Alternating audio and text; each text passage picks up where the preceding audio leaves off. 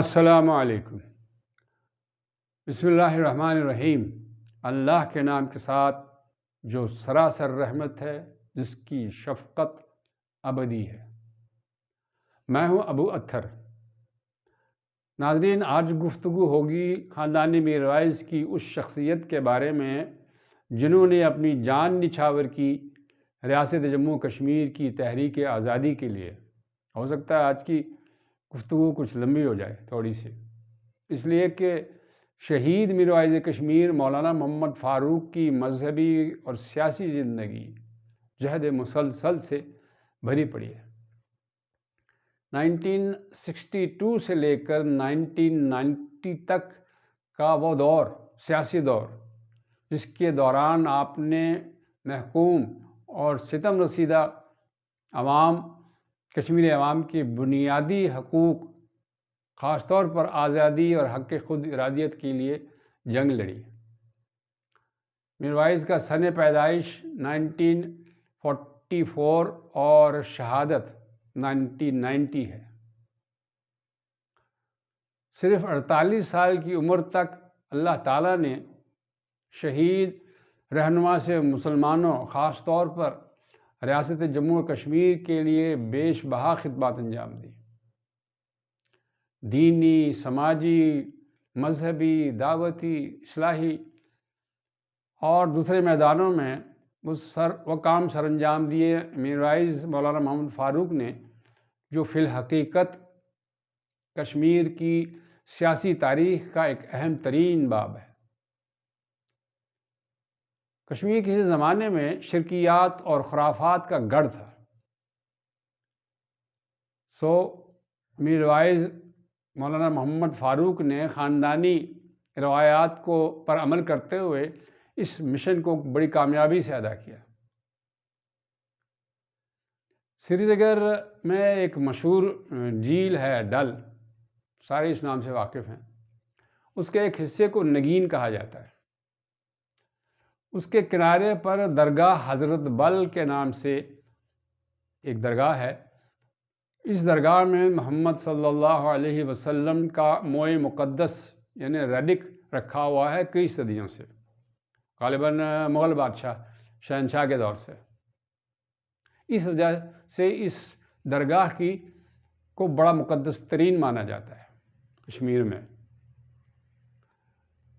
27 دسمبر 1963 جبکہ اس مہینے میں کشمیر میں شدید ترین سردی ہوتی ہے، یہ موئے مقدس چوری ہو گیا۔ یہ خبر ملتے ہی ریاست جموں کشمیر میں ایک کوہرام مچ گیا اور اضطراب اور بے چینی کی لہر پوری ریاست کو گھیر لیا۔ لوگ شدید سردی کے باوجود گھروں سے باہر نکل آئے۔ عوام کا ایک سمندر میروائز منزل سری نگر کا رخ کرنے لگا۔ ایسے میں شہید میروائز مولانا محمد فاروق نے عوام کی قیادت اپنے ہاتھوں میں لی اور کشمیری قوم نے آپ کی قیادت پر لبیک کہا۔ یہ وہ واقعہ ہے جہاں سے شہید میروائز کی سیاسی زندگی کا آغاز ہوتا ہے۔ اس وقت ان کی عمر صرف 18 برس تھی۔ آگے بات کرنے سے پہلے میں تھوڑا سا میروائزیت کے بارے میں کچھ وضاحت کر دوں تاکہ پھر جو بات میں کہنے والا ہوں وہ آپ آسانی سے سمجھ سکیں۔ پچھلی نشست میں نے یہ بتایا تھا کہ میروائز کشمیر مولانا محمد یوسف شاہ اور میروائز محمد نور الدین شاہ کو جلا وطن کیا گیا تھا 1949 اور کچھ اس سے پہلے۔ بزرگوں میں اس وقت جو میروائز سری نگر میں رہ گئے تھے وہ ہمارے دادا تھے، میروائز مولانا عتیق اللہ شاہ۔ ان کی وفات سے یعنی ہمارے دادا کی وفات 1962 میں ہوئی تو مولانا محمد فاروق کو نائب میروائز بنایا گیا اور پھر مولانا محمد یوسف شاہ کی وفات پر جو 1968 میں ہوئی تھی انہیں میروائز کشمیر بنایا گیا، یعنی مولانا محمد فاروق کو میروائز کشمیر بنایا گیا 1968 میں۔ آپ نے بھی ابتدائی تعلیم انجمن نصرت الاسلام کے تحت چلنے والے مدارس سے حاصل کیا۔ اورینٹل کالج سری نگر سے تعلیم مکمل کی اور پھر بحیثیت نائب میر وائز بزرگوں کے نقش قدم پر چلتے ہوئے درس و تدریس کا کام شروع کیا۔ جیسے کہ میں نے ابھی ذکر کیا کہ موئے مقدس کی بازیابی کے لیے تحریک بہت زوروں پر تھی۔ آپ نے جموں و کشمیر کی سیاسی اور دینی تنظیموں کے سربراہوں اور نمائندوں کا اجلاس بلا کر ایکشن کمیٹی کی بنیاد ڈالی، اس کی قیادت سنبھالی، اور پھر جو تحریک چلی موئے مقدس کی بازیابی کے لیے، اس کو کامیابی سے ہمکنار کرنے میں آپ کا کلیدی رول رہا ہے۔ آل جموں کشمیر مسلم کانفرنس پر چونکہ باقاعدہ پابندی لگ چکی تھی، اس لیے میر وائز نے مسلم کانفرنس کا احیاء نو کرتے ہوئے عوامی ایکشن کمیٹی کی بنیاد ڈالی 1964 میں، تاکہ کشمیری عوام کے بنیادی حق کے خود ارادیت کو صحیح رخ پر گامزن کیا جائے۔ عوامی ایکشن کمیٹی کے قیام سے شہید میر وائز کی سیاسی جدوجہد شروع ہوتی ہے، اور آج یہ تنظیم جموں کشمیر کی ایک مؤثر اور مضبوط جماعت بن چکی ہے۔ شہید میر وائز اپنے منصب کے تقاضوں اور بھاری سیاسی ذمہ داریوں کے پیش نظر کسی بھی دباؤ، دھونس اور دھمکیوں کی پرواہ کیے بغیر پوری جرأت اور قوت کے ساتھ مسئلہ کشمیر کے حوالے سے مؤثر آواز بلند کرتے رہے۔ جب بھی محسوس ہوا کہ مسئلہ کشمیر کو بین الاقوامی رائے عامہ کے سامنے رکھا جائے تو شہید میر وائز نے بے خوف ہو کر اپنی آواز کو دنیا کے سامنے پیش کیا۔ 1965 میں پاک بھارت جنگ بندی کے فوراً بعد انہیں گرفتار کر لیا گیا اور 2 سال سے زیادہ عرصے تک انہیں قید تنہائی میں رکھا گیا بغیر کوئی مقدمہ چلائے۔ اسیری کے دوران شہید رہنما کو اس قدر اذیتیں اور تکلیف پہنچائی گئی کہ ان کی بینائی تقریباً جاتی رہی۔ انٹروگیشن کے دوران جو اذیتیں دی گئیں انہیں سن کر روح کانپ جاتی ہے۔ اس کے باوجود شہید میر وائز کے عزائم میں کوئی لغزش نہیں آئی، ظلم و جبر کو برداشت کیا، تکالیف سے ہی سہ لی اپنے وطن کی آزادی کی خاطر۔ ان کی گرفتاری کے فوراً بعد 72 گھنٹے کا کرفیو لگایا گیا کشمیر میں، خاص طور پر سری نگر میں۔ سینکڑوں کارکنوں کو گرفتار کیا گیا اور پھر تقریباً انہیں رہا کیا گیا 2.5 سال کی گرفتاری کے بعد، قید کے بعد۔ لیکن جیل سے رہائی پاتے ہی وہ دوبارہ پوری یکسوئی کے ساتھ اس سیاسی جدوجہد میں مشغول ہو گئے جو قوم کی رہنمائی اور تحریک آزادی کشمیر کے حوالے سے تھی۔ شہید میر وائز مولانا محمد فاروق نے 1975 میں ایک گول میز کانفرنس طلب کرنے کی ضرورت پر زور دیا اور یہ بات واضح کی کہ مسئلہ کشمیر کے 3 فریق ہیں۔ فریق اول ریاست جموں کشمیر کے عوام، اور دوم اور سوم پاکستان اور بھارت، اور اگر اس مسئلے کو بات چیت کے ذریعے حل کرنا ہو تو پھر اسے سہ فریقی بات چیت کا انتظام کرنا پڑے گا، یعنی یہ بات یہ لازم ہو جائے گی کہ اس میں کشمیریوں کی نمائندگی لازمی ہونی چاہیے۔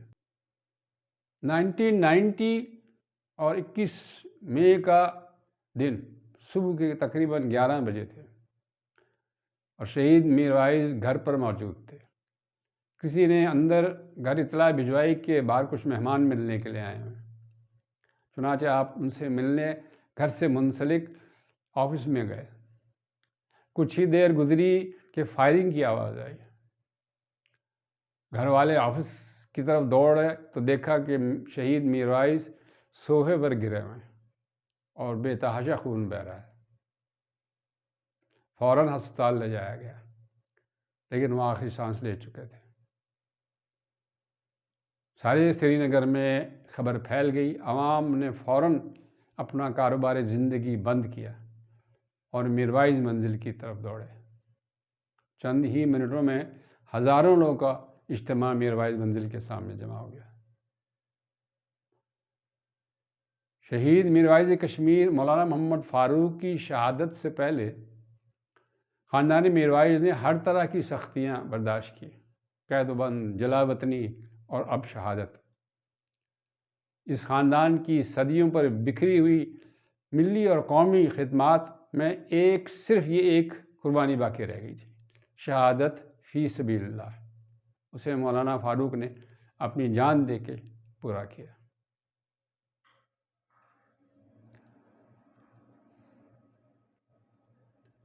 تاریخ شاہد ہے کہ شہید رہنما ریاست جموں و کشمیر کے گنے چنے رہنماؤں میں سب سے زیادہ ممتاز تھے، جو روز اول سے متنازع مسئلہ کشمیر کے حوالے سے زبردست مشکلات اور داخلی و خارجی رکاوٹوں کے باوجود اپنے بنیادی موقف پر سختی سے قائم رہے۔ جو ہستیاں دن و رات عوام کی بھلائی میں اپنی عمریں لگا دیتے ہیں انتہائی خلوص کے ساتھ اور ہمت کے ساتھ، اور اپنا مشن مکمل کر کے پھر دوبارہ بارگاہ الہی میں حاضر ہو جاتے ہیں، تو پیچھے رہ جانے والی قوم کو بھی چاہیے کہ ان کی خدمات کو یاد رکھے۔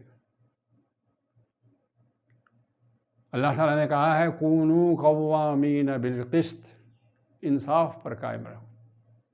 اس سے مراد صرف تنازعات میں جو عدالتی نظام ہوتا ہے اس کے انصاف سے نہیں ہے، بلکہ زندگی کے معاملات کو انصاف پر قائم کرنا چاہیے۔ برادریاں، رشتہ داریاں، عزیزداریاں وغیرہ سب سے بالا تر ہو کر۔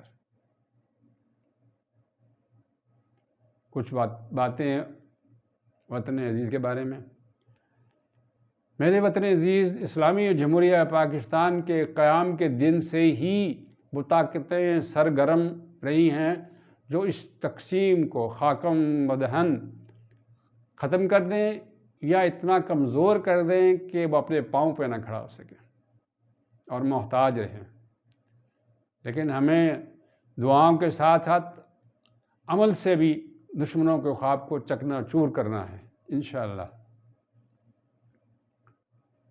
کسی فرد یا خاندان کو شاید ہی یہ اعزاز حاصل ہو جو ریاست جموں و کشمیر میں اس کے سربراہ نے اپنی جان کا نذرانہ پیش کیا ہو۔ شہید میروائز مولانا محمد فاروق کی وطن پر قربانی کوئی معمولی واقعہ نہیں ہے۔ وہ شخصیت کہ جس کے لیے عوام نے ایک ایک کر کے اپنی جانیں قربان کی ہوں، لیکن دشمن کو ان کی میت یا ان کے جسد خاکی کے قریب نہ آنے دیا ہو۔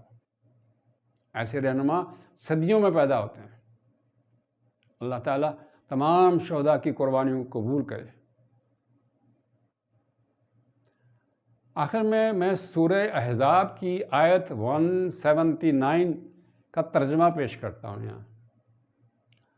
میں دوبارہ بتاتا ہوں، 179 اور سورہ احزاب کی یہ آیت، اس کا ترجمہ، اس پر غور کریں اور سوچیں کہ کہیں خدا نہ خواستہ ہم ان میں سے تو نہیں شامل جن لوگوں کا یہاں ذکر کیا جا رہا ہے اس آیت میں۔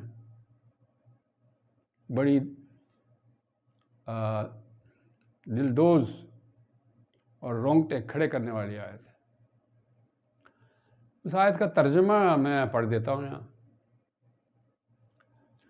وہ یوں ہے، ان کے دل ہیں جن سے وہ سمجھتے نہیں، ان کی آنکھیں ہیں جن سے وہ دیکھتے نہیں، ان کے کان ہیں جن سے وہ سنتے نہیں، وہ چوپایوں یعنی جانوروں کی طرح ہیں بلکہ ان سے بھی زیادہ بھٹکے ہوئے۔